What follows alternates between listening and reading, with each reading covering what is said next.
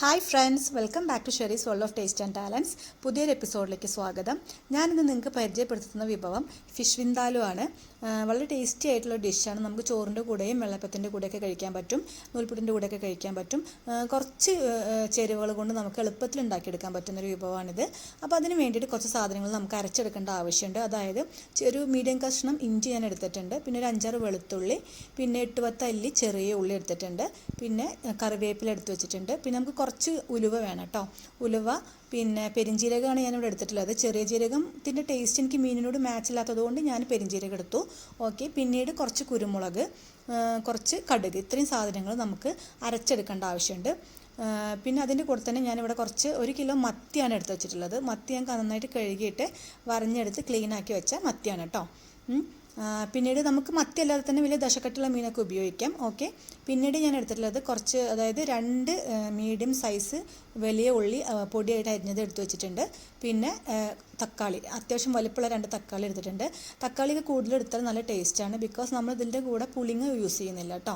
Okay, അപ്പോൾ നമുക്കിവിടെ കുറച്ച് സാധനങ്ങൾ അരച്ചെടുക്കണമെന്ന് പറഞ്ഞില്ല. ആ സംഭവങ്ങളെല്ലാം അതാ ചെറിയ ഉള്ളി, വെളുത്തുള്ളി, ഇഞ്ചി, കുരുമുളക്, ഉലുവ, കടുക്, പെരുംജീരകം. ചെറിയ ജീരകമാണ് ചില ആളുകൾ ഇതിൽ യൂസ് ചെയ്യും. എനിക്ക് മീനിലേക്ക് ചെറിയ ജീരകം വലിയ ഇഷ്ടമല്ല, അതുകൊണ്ട് ഞാൻ പെരുംജീരകം ഉപയോഗിച്ചത് കേട്ടോ. ഓക്കെ, പിന്നെ ഇതിൻ്റെ കൂടെ തന്നെ നിങ്ങൾക്ക് ചുവന്ന മുളക്, അതായത് ഡ്രൈ ചില്ലി ഉണ്ടെങ്കിൽ ഉപയോഗിക്കാം. എൻ്റെ അടുത്ത് അപ്പോൾ ഇല്ലാത്ത കാരണം കൊണ്ട് ഞാൻ ഇതിൻ്റെ കൂടെ തന്നെ മുളക് പൊടി ഇട്ട് കൊടുക്കുകയാണ്.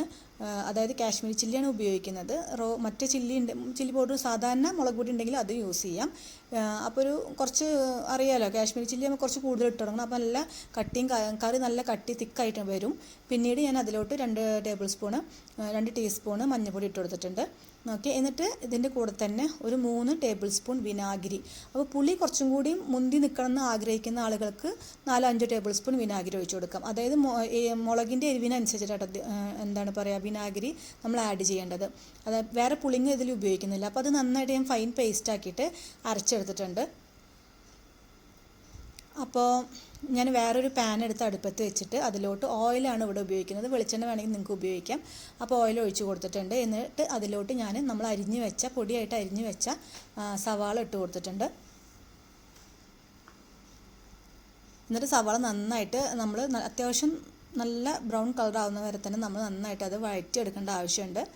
അധികം സവാള കടിക്കരുത്. ഓക്കെ, പിന്നെ ഇതെന്ന് പറയുന്നത് അധികം ഗ്രേവി ഉണ്ടാവില്ല കേട്ടോ. നല്ല തിക്കായിട്ട് നമ്മൾ അച്ചാറിൻ്റെ ഒക്കെ പരിവല്ല, അതുപോലെ നമുക്ക് തോണ്ടി കഴിക്കാം. നല്ല ടേസ്റ്റാണ്. ഇതിൻ്റെ കൂടെ കുറച്ച് കറിവേപ്പില ഇട്ട് കൊടുത്തു. പിന്നീട് തക്കാളി അരിഞ്ഞത് ഇട്ട് കൊടുത്തിട്ടുണ്ട്. തക്കാളിയൊക്കെ നിങ്ങൾക്ക് നന്നായിട്ട് യൂസ് ചെയ്യാം. എന്താ വെച്ചാൽ നമ്മളിതിൽ പുളിങ്ങ ഉപയോഗിക്കുന്നില്ല. അപ്പോൾ തക്കാളിയുടെ പുളിയൊക്കെ കുറച്ച് മുന്നിൽ നിന്നാൽ നല്ല ടേസ്റ്റാണ്. ഗ്യാരണ്ടിയാണ്. നല്ല ടേസ്റ്റുള്ള ഒരു വിഭവമാണ്. വെള്ളപ്പത്തിൻ്റെ കൂടെ ഒക്കെ കഴിക്കാൻ നല്ല ടേസ്റ്റാണ്.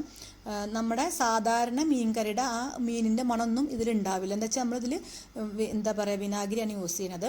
അപ്പോൾ തക്കാളി ഞാൻ അടച്ചു വെച്ചിട്ട് വേവിച്ചിട്ടുണ്ട്. ഓക്കെ, അപ്പോൾ ഉള്ളി നന്നായിട്ട് വഴന്നു വന്നിട്ടുണ്ട്.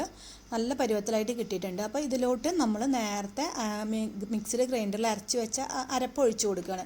മുഴുവനായിട്ട് അതിലിട്ട് കൊടുക്കുകയാണ്. വെള്ളം പാടില്ല കേട്ടോ. അരയ്ക്കുമ്പോൾ ആ വിനാഗിരിയുടെ അതിൽ തന്നെ നമ്മൾ നന്നായിട്ട് അരച്ചെടുക്കണം കട്ടിയിൽ. അപ്പോൾ ഇതിൽ ബാക്കിയുള്ള മസാലയോട്ട് കുറച്ച് വെള്ളം ഒഴിച്ച് മിക്സ് ആക്കിയിട്ട് ഞാൻ അത് ഈ കറിയിലോട്ട് ഒഴിച്ച് കൊടുക്കുകയാണ് കേട്ടോ, കുറച്ച്. അപ്പോൾ എന്നിട്ട് ഈ വെള്ളത്തിൽ കടന്നിട്ട് മീൻ ഇടുന്നതിന് മുന്നേ തന്നെ കുറച്ച് നേരം ചെറിയ തീയിൽ വെച്ചിട്ട് ഇത് നന്നായിട്ടൊന്ന് വേവിച്ച് വറ്റിച്ചെടുക്കണം, എണ്ണ തെളിയുന്ന വരെ. അപ്പോൾ ഇതിലത്തെ എണ്ണയൊക്കെ തെളിഞ്ഞ് വരുന്നുണ്ട്, കാണുന്നില്ലേ നിങ്ങൾക്ക്? ഈ സമയത്ത് കുറച്ചും കൂടി വെള്ളം ഒഴിച്ച് കൊടുക്കുക. നമ്മൾ മീൻ ഇതിലിട്ട് വേവിക്കണം. അപ്പോൾ മുങ്ങി കിടക്കണം മീൻ കുറച്ച് ചെറുതായിട്ട്.